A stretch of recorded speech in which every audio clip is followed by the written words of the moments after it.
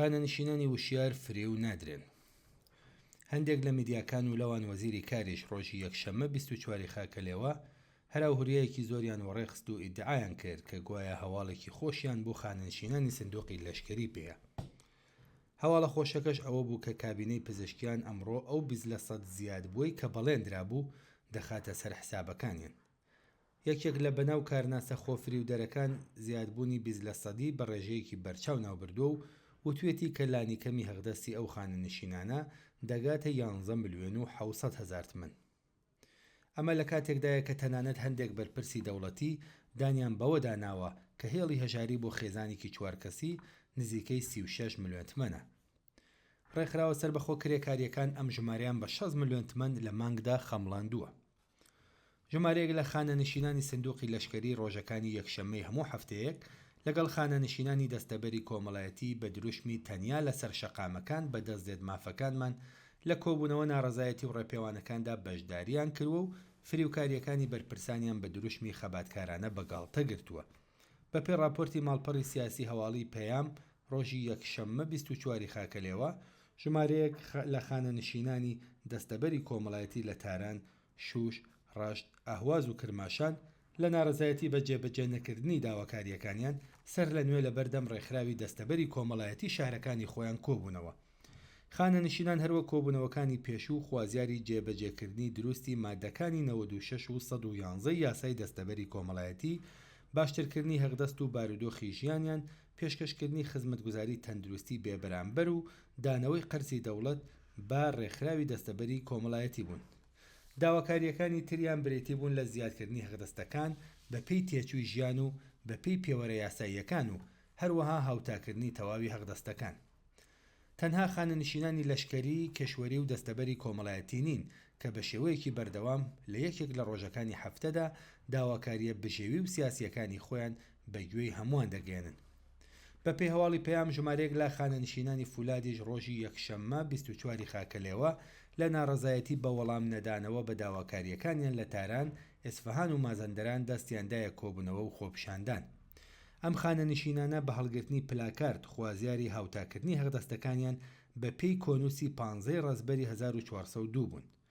لابردنی سەقفی موچە، پێدانی زیادکردنی 65% ساڵەکانی 1399 و 1400 و هەروەها دەرمانی بەخۆڕایی لە زمرەی داواکاریەکانی دیکەی خانەنشینانی فولادن کە دوای چەندین ساڵ بە دوواداچوون هێشتا جێبەجێ نەکراوە.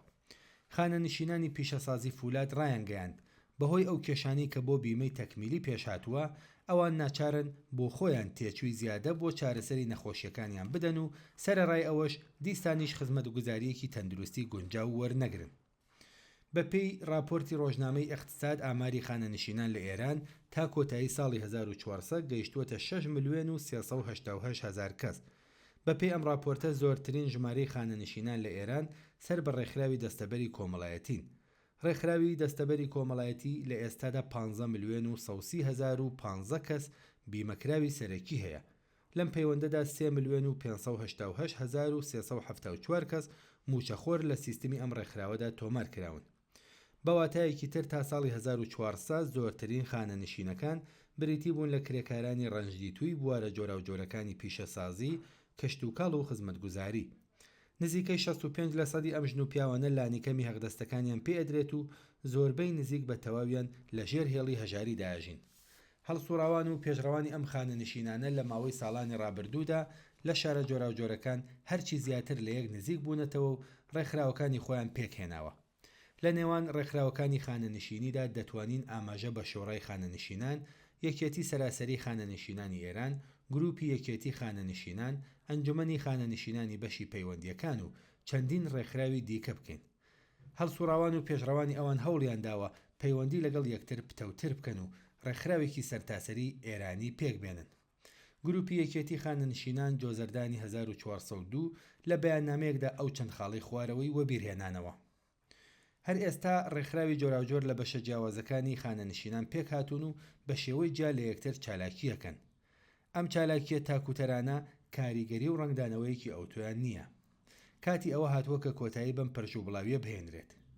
خانەنشینانی وشیار و پێشڕە و باقی هەڵسوڕاوانی تر ئەتوانن و دەبێت لە هەوڵی دروستکردنی ڕێکخراوێکی یەکگرتووی سەرتاسەریدا بن کە بەرژەوەندی گشتی خانەنشینان نوێنرایەتی بکات و لە پێناو دەستەبەرکردنیدا خەبات بکات و تێبکۆشێت.